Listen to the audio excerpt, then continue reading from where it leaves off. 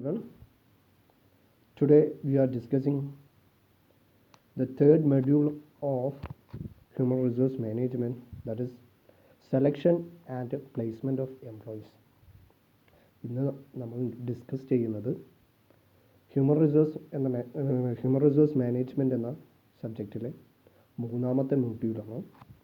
അതിലെ സെലക്ഷൻ എന്ന പാർട്ടാണ് ഇന്ന് നമ്മൾ ഡിസ്കസ് ചെയ്യുന്നത്.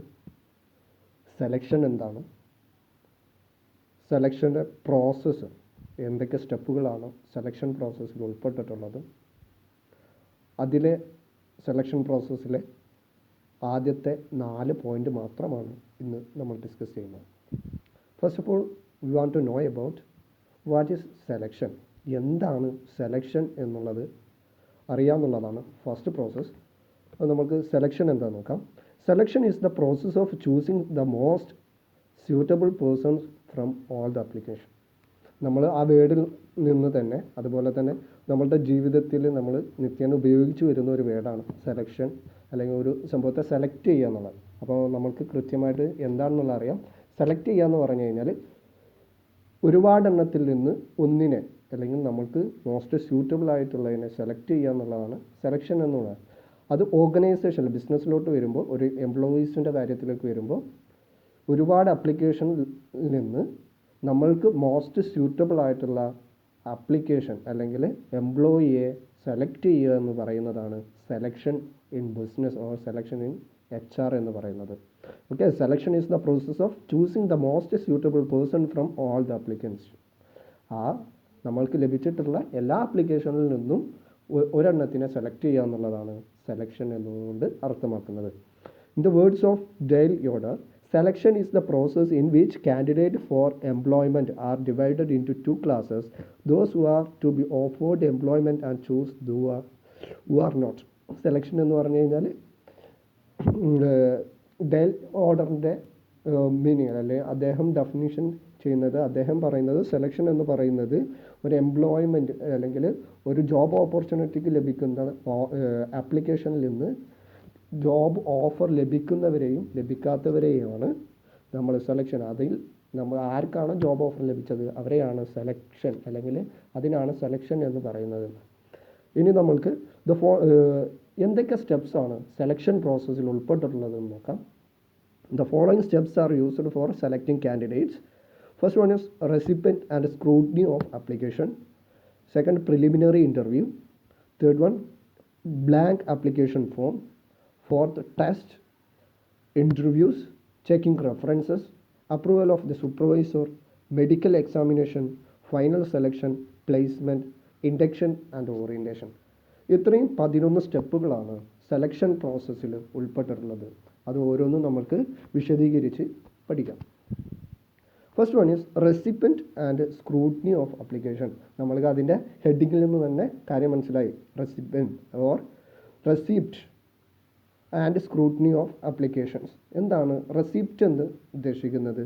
The number of application may be, നമുക്കറിയാം റെസിപ്റ്റ് അല്ലെങ്കിൽ and scrutiny of the application എന്ന് പറഞ്ഞു കഴിഞ്ഞാൽ ഒരു ജോബ് ഓഫർ നമ്മൾ പരസ്യപ്പെടുത്തി കഴിഞ്ഞാൽ നമ്മൾ പേപ്പറിലായാലും മാധ്യമങ്ങളിലായാലും അല്ലെങ്കിൽ ഒരു റിക്രൂട്ട്മെൻറ്റ്, നമ്മൾ മുമ്പേ പഠിച്ചു റിക്രൂട്ട്മെൻറ്റ് മെസ്സേജ് നമ്മൾ പുറത്തേക്ക് ഇറക്കി കഴിഞ്ഞാൽ, പ്രസ് റിലീസിലൂടെ ഇറക്കി കഴിഞ്ഞാൽ നമ്മൾക്ക് ലഭിക്കുന്ന ആപ്ലിക്കേഷൻസ്, CVs അല്ലേ, ഈ ജോബ് ഓഫറിനായിട്ട് വരുന്ന CVസിൽ നിന്ന് അതിനെ സ്ക്രൂട്ടനൈസ് ചെയ്യുക എന്നുള്ളതാണ് ഫസ്റ്റ് പ്രോസസ്സ്. നമ്മൾക്ക് ലഭിച്ചിട്ടുള്ള ഒരു 100 ആപ്ലിക്കേഷനിൽ നിന്നാണെങ്കിൽ ആ 100 ആപ്ലിക്കേഷനിൽ നിന്ന് നമ്മൾക്ക് സ്യൂട്ടായിട്ടുള്ള 25 50 ആളുകളെ സെലക്ട് ചെയ്യുക എന്നുള്ളതാണ് first process. The number of applications may be received from candidates.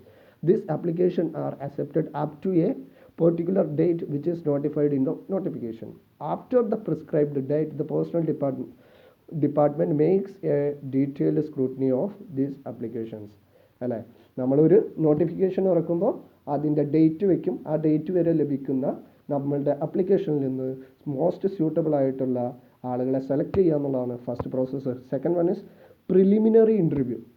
അപ്പോൾ നമ്മൾ ആളുകളെ സ്ക്രൂട്ടിനി ചെയ്ത് കുറച്ച് ആളുകളെ സെലക്ട് ചെയ്തു അവർക്കുള്ള ഫസ്റ്റ് ഇൻ്റർവ്യൂ പ്രിലിമിനറി ഇൻ്റർവ്യൂ ആണ്. Next process, preliminary interview is considered the basic interview. It is normally conducted by the assistant receptionist or secretary personnel department. The basic idea behind this type of interview is to find out whether the candidates are fit for the job or not. Preliminary interview കൂടുതലായിട്ട് നടത്തുന്നത് ഇപ്പോൾ H R ഡിപ്പാർട്ട്മെൻറ്റിൽ H R executives അല്ലെങ്കിൽ receptionist, secretary of the department, അവരെയാണ് ഇന്ന് പുതിയ ഇതിൽ H R executives എന്നൊക്കെ പറയുന്നത്. അവരായിരിക്കും കൂടുതലായിട്ടും പ്രിലിമിനറി ഇൻ്റർവ്യൂ നടത്തുന്നത്. പ്രിലിമിനറി ഇൻ്റർവ്യൂ കമ്പനികൾ നടത്തുന്നത് അവർ ആ ആപ്ലിക്കൻ്റ് ആ ജോബിന് ഫിറ്റാണോ അല്ലേ എന്നുള്ളത് അറിയുന്നതിന് വേണ്ടിയും അദ്ദേഹത്തിൻ്റെ കമ്മ്യൂണിക്കേഷൻ എബിലിറ്റിയെ കുറിച്ച് അറിയുന്നതിന് വേണ്ടിയും എല്ലാമാണ്. നെക്സ്റ്റ് പ്രോസസ്സും ബ്ലാങ്ക് ആപ്ലിക്കേഷൻ ഫോം. അതായത് നമ്മൾ പ്രിലിമിനറി ഇൻ്റർവ്യൂ കഴിഞ്ഞതിന് ശേഷം സെലക്ട് ചെയ്തിട്ടുള്ള ആളുകളുടെ അടുത്ത് നിന്ന് ഒരു ബ്ലാങ്ക് ആപ്ലിക്കേഷൻ ഫോം നമ്മൾ മേടിക്കും. A blank application form is printed application form used to collect the individual biodata of the candidate. ഒരു പ്രിൻറ്റഡ് ആയിട്ടുള്ള ആപ്ലിക്കേഷൻ ഫോം ആയിരിക്കും അത്. ആ കമ്പനി നമ്മളെടുത്തു നിന്നുള്ള പേഴ്സണൽ ഡാറ്റാസിനെ കുറിച്ച് കൂടുതലായിട്ട് അറിയുന്നതിന് വേണ്ടിയിട്ടാണ് അത് ഉപയോഗിക്കുന്നത്.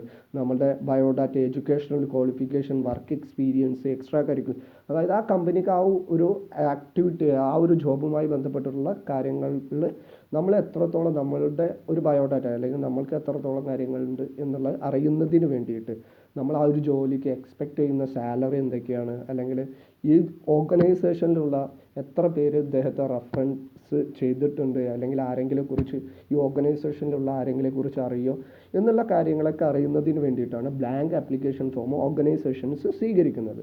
അപ്പോൾ എന്താണ് blank application form? A blank application form is a printed application form used to collect the individual biodata of the candidates. Next എന്ന് പറയുന്നത് ടെസ്റ്റാണ്. നാലാമത്തെ പോയിന്റ് ടെസ്റ്റാണ്. Test, it is mainly done to examine the suitability of the candidate for a job.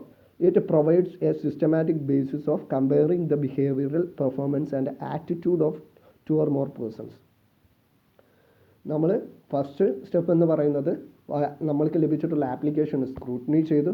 അതിനുശേഷം നമ്മൾ preliminary interview നടത്തി അവരിൽ നിന്ന് ബ്ലാങ്ക് ആപ്ലിക്കേഷൻ ഫോംസ് സ്വീകരിച്ചു. അതിനുശേഷം ടെസ്റ്റുകൾ നടത്തും. ടെസ്റ്റുകൾ നമ്മൾ പല രീതിയിൽ നടത്താറുണ്ട്.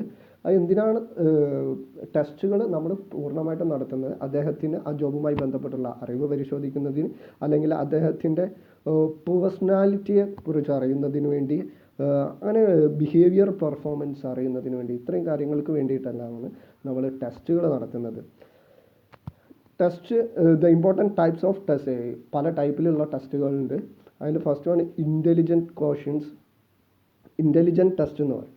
ഇൻ്റലിജൻറ്റ് ടെസ്റ്റ് എന്നതാണ് ഫസ്റ്റ് ടെസ്റ്റ്. അതിൽ ഇൻ്റലിജൻറ്റ് ടെസ്റ്റ് രണ്ട് തരത്തിലുണ്ട്. നമ്മൾ മനുഷ്യൻ്റെ ഇൻ്റലിജൻസി അളക്കുന്നതിന് വേണ്ടിയിട്ട് ഇൻ്റലിജൻറ്റ് ക്വോഷ്യൻ്റ് എന്നും പറയും, ഇമോഷണൽ ക്വോഷ്യൻ്റ് എന്നും പറയും. Intelligent quotient, the test is used for measure intelligence of applications.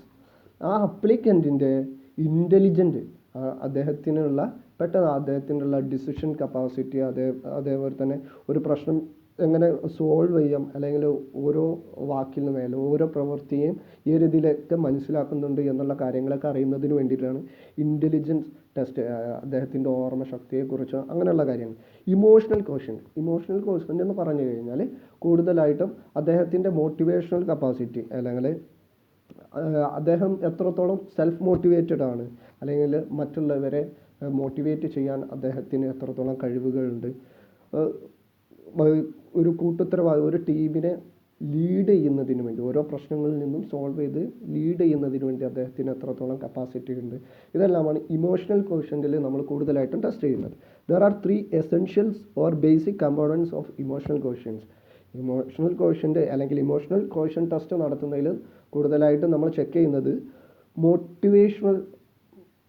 Motivate one self, അതായത് നമ്മൾ ഓൺ സെൽഫായിട്ട് മോട്ടിവേറ്റ് ചെയ്യാൻ അദ്ദേഹത്തിന് എത്രത്തോളം കഴിവുണ്ട് എന്നുള്ളതും, മോട്ടിവേറ്റ് അതേഴ്സ്, മറ്റുള്ളവരെ, നമ്മളുടെ സബോർഡിനേറ്റ്സിനെ അല്ലെങ്കിൽ നമ്മുടെ കൂടെ വർക്ക് ചെയ്യുന്നവരെ എത്രത്തോളം മോട്ടിവേറ്റ് ചെയ്യാൻ കഴിവുണ്ട്, അല്ലെ എംപത്തൈസിങ് വിത്ത് അതേഴ്സ്, മറ്റുള്ളവരുമായിട്ട് കൂടിച്ചേർന്ന് വർക്ക് ചെയ്യാൻ അദ്ദേഹത്തിൻ്റെ ടീം സ്പിരിറ്റ് അളക്കുന്നതിന് വേണ്ടിയിട്ടും എല്ലാമാണ്. Third one is spiritual question, നമ്മൾ ഇമോഷണൽ ക്വസ്റ്റ്യൻ പറഞ്ഞു, ഇൻ്റലിജൻറ്റ് ക്വസ്റ്റ്യൻ പറഞ്ഞു, തേർഡ് വൺ സ്പിരിച്വൽ ക്വസ്റ്റ്യൻ ആണ്. Spiritual question intelligence is related with the development of our longing and capacity for meaning, vision and value.